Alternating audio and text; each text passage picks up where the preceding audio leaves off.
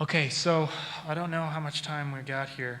I'm just going to close up with a few things, and I want to open it up for questions. But as a whole, remix and sampling culture is very rich and a very varied culture.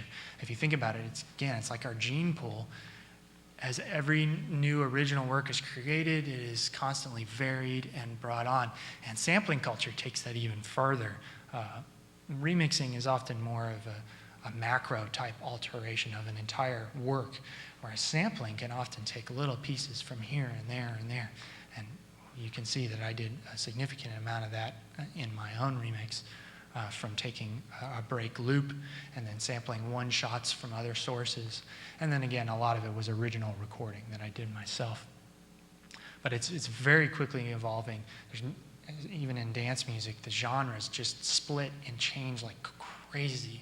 I mean, there's literally hundreds and hundreds of subgenres in dance music. It's kind of cool, and it can also be kind of self-defeating sometimes, I think. And there's a lot of issues with remixing and sampling, is balancing the copyright, protecting the original artist, and then also having a rich public domain. Something I wanted to bring up is music, by law, when it is copyrighted, it is protected by the law, whereas the fashion industry is not. It's considered a utilitarian industry, and thus art in the fashion industry cannot be copyrighted. So everyone is remixing everyone else's clothes there's no law protecting it. But does anyone see the fashion industry suffering? I don't think so. The music industry is one of the ones that is suffering, and there's problems on both ends of the spectrum. If you over copyright, then people don't have access to really the basic foundation of continuing and varying our culture. But on the other hand, if everything's too free, then how can people make a profit as a business? And how can people get credit for their hard original work that they put into it? And I myself find myself in odd predicaments where I see people pirating my own music, in other words, kind of sampling and taking my music for their own for free. And that kind of hurts me as a business, although generally I think of it as free promotion at this stage in my career. But then on the other end of the spectrum, there are people that won't release their music for licensing, for sampling. And that kind of hurts because there could be a lot of cool variations out there.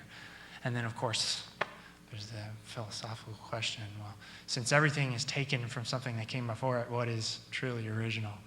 So I just wanted to throw that thought in here and end with a few different quotes. One is by Alex Kaczynski, who's a Ninth Circuit Court of Appeals judge. He says, overprotecting intellectual property is as harmful as underprotecting it. Creativity is impossible without a rich public domain, meaning a rich culture that is available to take ideas from. Nothing today, likely nothing since we tamed fire, is genuinely new. Culture, like science and technology, grows by accretion, each new creator building on the works of those who came before. Overprotection stifles those very creative forces it's supposed to nurture. And my last couple quotes here. Good composers borrow, great composers steal.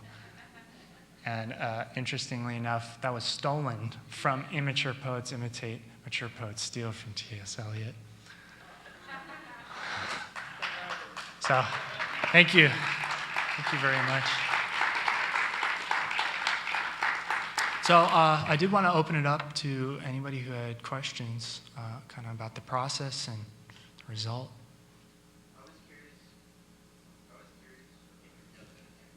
I was curious to know if how often people add original vocals like you did for this remix to other remixes. Right. I thought it was kind of neat to hear that. Yeah, that's a good question. I wouldn't, especially in electronic dance music, I would say that it is actually not common at all. It's pretty rare. It was something that I kind of picked up just because I just wanted to do it.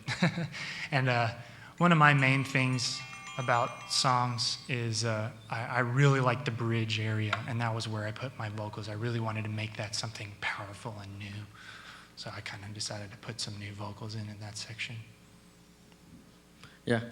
What were the, if any, legalities with singing a cover of it versus sampling the original work? Right. That is. I was afraid that question was going to come up. Now I didn't do the cover. The Kick Drums did that, and this was released on their label. So I'm letting them take care of the legalities of that issue. But essentially, Craig Crafton isn't here today, is he? Okay. There was a great presentation a few weeks ago. A friend of mine, he does music law. I think he'll be teaching at Collin County Community College. But basically, yes, in order to cover that, they would need a license from the publishing to use the musical material. But they wouldn't need a license to use any of the sound recording material. There's a big division there. Yeah, basically meaning using the musical material. So the progression of the song and the lyrics as well. Now, what's interesting is the Kick Drums did not copy most of their lyrics, and you see they also kind of sneakily renamed the song. So again, that's a legality I'm going to leave on them. But just to take that one step further, in the electronic music world, believe it or not, the law versus what actually is happening that's kind of part of that's kind of the, not the lowest end, but that's really one of the biggest foundations of remix and sampling culture is in electronic music. And it's really a culture where people freely sample from each other often. And a lot of times there's not much legal action that's taken unless an electronic music musician is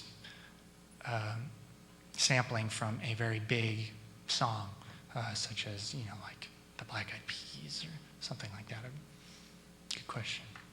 Yeah, you said you were working with the Nord lead in MS-2000. Do you tend to, I guess, work more with hard synths?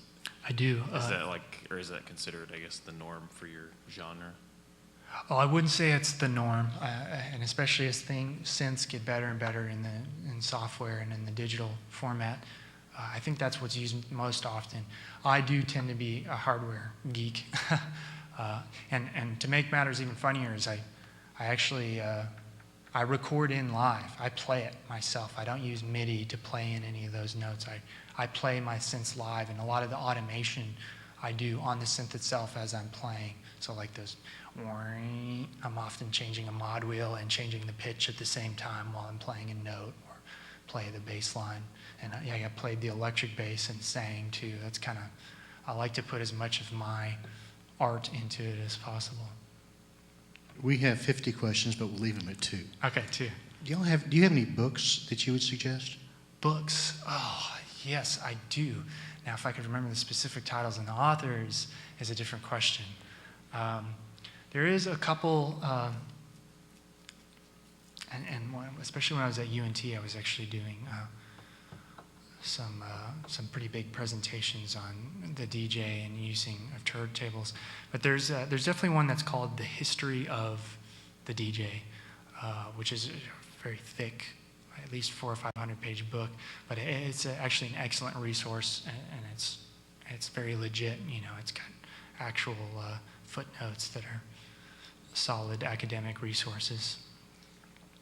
That's the only one I can think of off the top of my head. When you received this material, it came to you in separate tracks. Yes.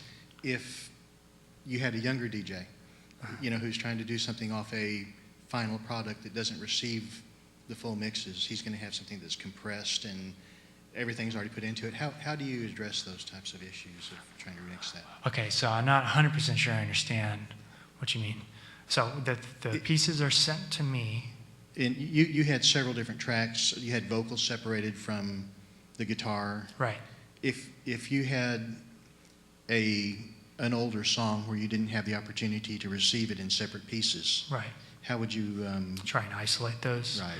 Yeah. Now that is a much more difficult thing to do, because when different pieces are mixed together into a single song, there's a very limited amount of things you can do to isolate those. One that I'm working on right now, one of the big tricks, and this is going to get a little technical, but you can actually separate the mid versus the side fields. And in order to do that, you've got a stereo track. Well, you invert one of the channels, you sum them together, and then anything that was the same on both sides, essentially the mono, the center channel, the mid channel, cancels out and you're left with a side channel. Well, then if you subtract the side channel from the stereo mix, then you get the mid channel. And that's basically anything that's mono. It's what's centered. I apologize, I know I'm getting technical here, but often vocals are in that mid, that mono center channel. But then again, also, so our kick drums and bass are often in that as well, and snares. So that can be a pretty difficult thing to try and get the individual pieces out. I've even gone so far as to, this is easier to do in electronic music because everything is looped. If there's a section where just the bass line is by itself, I can take that, invert it, and then put it over another section where the bass line is. And if I can tweak it just right, then the bass line pretty much disappears. And you can do the same with the other pieces. But that is a very difficult thing to do. Always the easiest way to do it is to get the parts separated.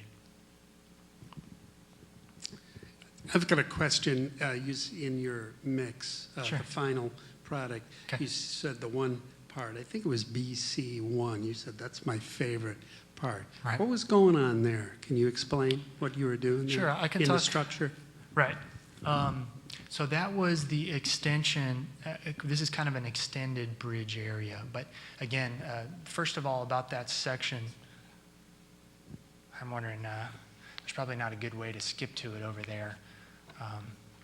But in that bridge section, it is considered a breakdown, right? So the beat goes away, and it's kind of a break from the full-on dance music type feel.